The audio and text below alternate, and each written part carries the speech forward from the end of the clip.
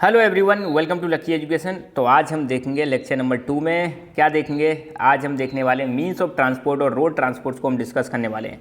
Last जो lecture था, introduction वाला लेक्चर था, उसमें मैंने बताया था ट्रांसपोर्टेशन क्या है और क्या ट्रांसपोर्टेशन के बेनिफिट्स हैं। आज हम देखेंगे ट्रांसपोर्टेशन के मीन्स कौन कौन से हैं, किन किन माध्यमों से ट्रांसपोर्टेशन होता है। जैसे हम लैंड के माध्यम से ट्रांसपोर्टेशन करते हैं, एयर के माध्यम से ट्रांसपोर्टेशन करते हैं, वाटर के माध्यम से भी ट्रांसपोर्टेशन करते हैं। लॉ याद रखना, तो 3 मोड्स हैं, लैंड के थ्रू, एयर के थ्रू और वाटर के थ्रू हम ट्रांसपोर्टेशन करते हैं। साथ के साथ में आज एक बड़ा इंटरेस्टिंग टॉपिक हम देखेंगे, रोडवेज हम डिस्कस करेंगे। किसको?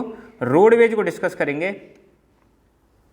किसके साथ कंपेयर करने वाले हैं? रोडवेज और रेलवेज को कंपेयर करने वाले हैं। हम बताएंगे क्यों जो रोड हैं वो रेलवे की तुलना में ज़्यादा बेटर है। ये सारी चीज़ें भी हम डिस्कस करेंगे। तो सबसे पहले क्लासिफिकेशन देख लेते हैं। इस क्लासिफिकेशन में से बहुत सारे क्वेश्चन आपके बन जाते हैं। मीन्स ऑफ ट्रांसपोर्ट मतलब ट्रांसपोर्टेशन के कौन कौन से साधन हैं, ये चीज़ हम देखने वाले हैं यहाँ पे। ठीक है, तो मीन्स ऑफ ट्रांसपोर्ट का अगर चार्ट यहाँ पे देखें तो एक चार्ट मैंने बना रखा है यहाँ पे। तो 3 प्रकार के हमारे साधन हैं। Number 1 land transport, number 2 water transport और नंबर 3 एयर ट्रांसपोर्ट। ज़मीन का जब सहायता लेते हैं हम, जब मतलब चीज़ों को एक जगह से दूसरी जगह मूव करने के लिए ज़मीन का इस्तेमाल करते हैं तो उसको हम बोलते हैं लैंड ट्रांसपोर्ट। जब हम पानी का इस्तेमाल करते हैं तो वाटर ट्रांसपोर्ट, और हवा के थ्रू जब चीज़ों को एक जगह से दूसरी जगह पहुँचाएं उसको हम बोलते हैं एयर ट्रांसपोर्ट। लैंड पर आपकी 3 चीज़ें मिलेंगी यहाँ पे, रोडवेज, रेलवेज, पाइपलाइंस। आपको पता है रोड कहाँ पर बनाए जाते हैं? ज़मीन पर बनाए जाते हैं। रेलवे लाइन भी कहाँ पे बिछाई जाती है? ज़मीन पर बिछाई जाती है। पाइपलाइन भी जनरली कहाँ बिछाई जाती है? जनरली मैं बोल रहा हूँ लैंड पर बिछाई जाती है। हालांकि पाइपलाइंस को पानी में भी बिछाया जाता है ना। तो पाइपलाइंस को भी किस में हम कंसीडर करते हैं? जनरली लैंड में कंसीडर करते हैं। वाटरवेज की अगर हम बात करें, एक तो है इनलैंड और दूसरा है ओवरसीज। ठीक है, इनलैंड का मतलब है आपको देखने को मिलेगा आपके कंट्री में, देश के भीतर ही रिवर्स के थ्रू अगर कोई ट्रांसपोर्टेशन हो रहा है, कैनाल्स के थ्रू अगर कोई ट्रांसपोर्टेशन हो रहा है, या किसी लेक में कोई ट्रांसपोर्टेशन हो रहा है तो वो हो जाएगा इनलैंड में। ओवरसीज में आपको देखने को मिलेगा जो ओशियंस और सी के माध्यम से, ओशियंस और सी के माध्यम से जो ट्रांसपोर्ट होता है वो ओवरसीज में आ जाएगा। ठीक है, एयर ट्रांसपोर्ट की अगर हम बात करें तो एक तो होता है इसमें डोमेस्टिक एयरवेज और दूसरा होता है इंटरनेशनल एयरवेज। अगर मान लो 2 देशों के बीच में हमें अगर ट्रांसपोर्टेशन करना है तो that is international Airways. International flight जाती है, जैसे मान लो इंडिया और यूएसए के बीच में जाना है तो यहाँ से फ्लाइट जो जाएगी वो किस में आएगी? इंटरनेशनल एयरवेज में। डोमेस्टिक का मतलब क्या है? अब देश के भीतर ही है, अब भारत के अंदर ही आप देखो तो देश के भीतर ही अगर मान लो आपको दिल्ली से जयपुर जाना है, या जयपुर से बेंगलोर जाना है, या बेंगलोर से चेन्नई जाना है, तो देश के भीतर ही जब हम एयर के थ्रू अगर हम जाते हैं तो उसको हम बोलते हैं डोमेस्टिक एयरवेज। डोमेस्टिक एयरवेज में आपको देखने को मिलेगी एक तो प्राइवेट एयरलाइंस हैं और दूसरी हैं पब्लिक अंडरटेकिंग्स। मतलब कुछ एयरलाइंस तो आपको देखने को मिलेंगी सरकार के कंट्रोल में और कुछ कैसी हैं? प्राइवेट के कंट्रोल में। ये चीज़ आप ध्यान रखना।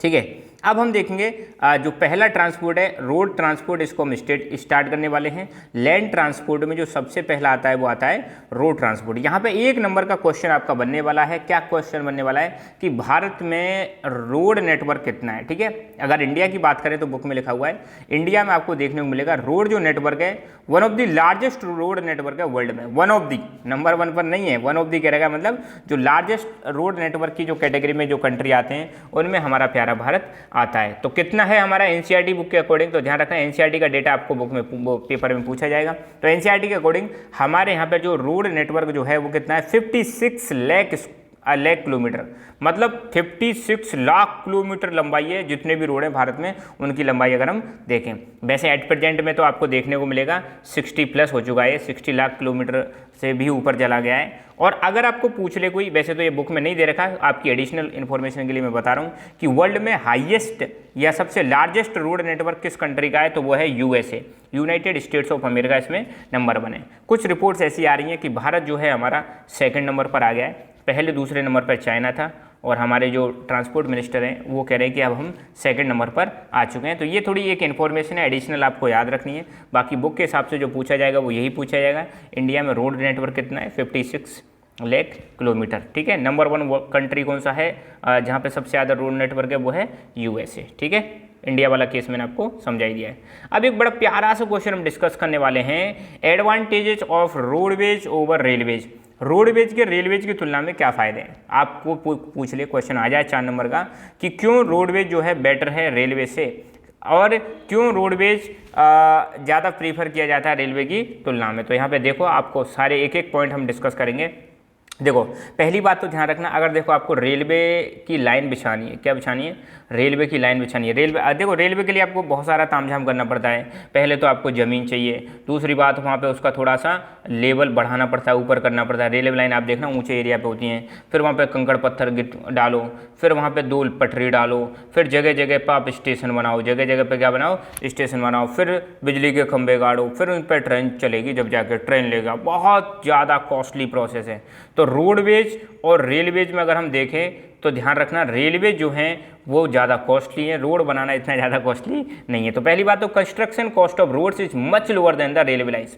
तो रेलवे लाइन की तुलना में इनकी जो कॉस्ट होती है, कंस्ट्रक्शन कॉस्ट, रोड बनाने की जो कॉस्ट होती है बहुत कम होती है। ये सबसे बड़ा बेनिफिट है। दूसरा, रोड को किसी भी अनइवन सरफेस पर बनाया जा सकता है। हिली एरियाज में रोड बनाए जा सकते हैं, माउंटेनियस एरिया में रोड बनाए जा सकते हैं, डिसेक्टेड एरिया, ऊबड़ खाबड़ जो एरिया है वहाँ पर भी रोड बनाए जा सकते हैं। और मतलब लहरदार, ऐसे मान लो कोई जगह कैसी बहुत ज़्यादा लहरदार है, वहाँ पर भी आप रोड बना सकते हैं। मतलब किसी भी जगह पर आप रोड बना सकते हैं, मगर आप अनइवन एरियाज में, हिली एरियाज में, ऊबड़ खाबड़ एरियाज में, लहरदार एरियाज में आप रोड रेलवे लाइन नहीं बिछा सकते। तो पहला फ़ायदा तो क्या हो जाएगा, इनकी कंस्ट्रक्शन कॉस्ट बहुत कम है।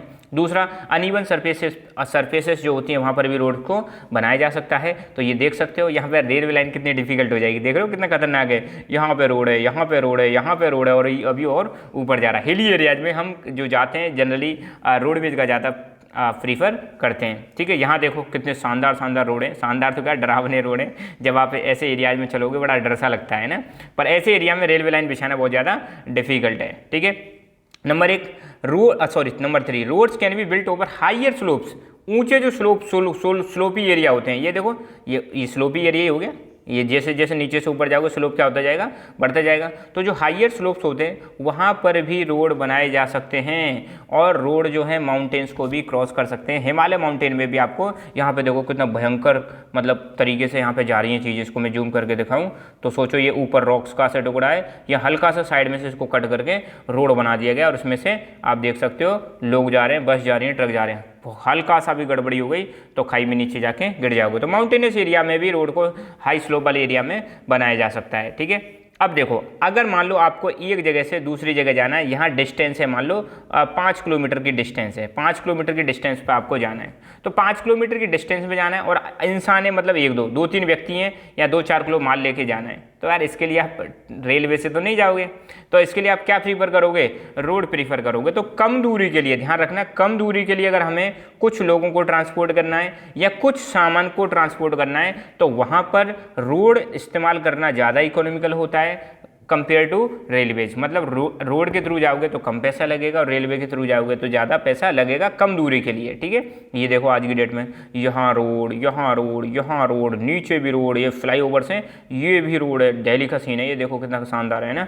ये देखो रेलवे के साथ ऐसा कर सकते हैं, रेलवे के साथ ऐसा नहीं कर सकते। ठीक है, road transport also provide door to door service that the cost of loading and unloading is much lower.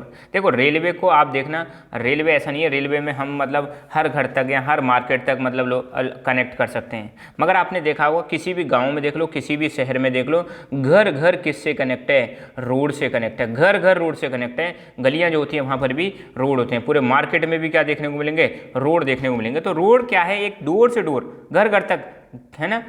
Her institution तक, हर ऑर्गेनाइजेशन तक जो कनेक्टिविटी प्रोवाइड करा सकता है वो कौन है, रोड ही प्रोवाइड करा सकता है। इसलिए जो लोडिंग एंड लोडिंग की कॉस्ट होती है वो भी क्या होती है, कम हो जाती है। और सबसे खास बात, बहुत इंपॉर्टेंट पॉइंट है, रोड जो होते हैं, अब देखो हमारे बाकी मीन्स ऑफ ट्रांसपोर्ट है, जैसे मान लो एयरवेज हो गया, है ना, दूसरा रेलवेज हो गया, तीसरा वाटरवेज हो गया। ठीक है, अब मान लो आपको रेलवे स्टेशन की तरफ जाना है तो किससे जाओगे, रोड से। एयरपोर्ट की तरफ जाना है तो किससे जाओगे, रोड से।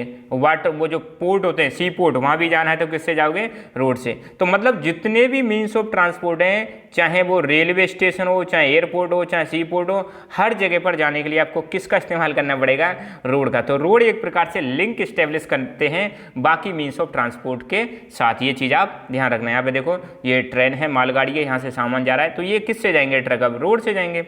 ये आप एयरपोर्ट्स देख सकते हो, यहाँ पे प्लेन खड़े हैं, ठीक है। यहाँ तक पहुँचने के लिए भी आपको किससे आना पड़ेगा, रोड से आना पड़ेगा। किससे आना पड़ेगा, रोड से आना पड़ेगा। तो इस प्रकार से हम कह सकते हैं, ये देखो आप, ये सी है, ये सी पोर्ट है, यहाँ पे पानी का जहाज है, यहाँ पे आप देखो बहुत सारे ट्रक आ रहे हैं और सामान लोड अनलोड कर रहे हैं। तो हर जगह पर पहुँचने के लिए आपको किसका इस्तेमाल करना पड़ेगा, रोड्स का इस्तेमाल करना पड़ेगा। तो यहाँ पर हमने देखा कि कैसे जो रोड्स हैं वो ज़्यादा बेटर हैं, ज़्यादा इकोनॉमिकल हैं, ज़्यादा सही है किसकी तुलना में, रेलवे की तुलना में, ठीक है। आई होप ये चीज़ आपको समझ में आई होगी। नेक्स्ट लेक्चर जो आएगा उसमें हम डिस्कस करेंगे टाइप्स ऑफ रोड्स या classification of roads. So thank you so much, keep learning, keep enjoying and God bless you all.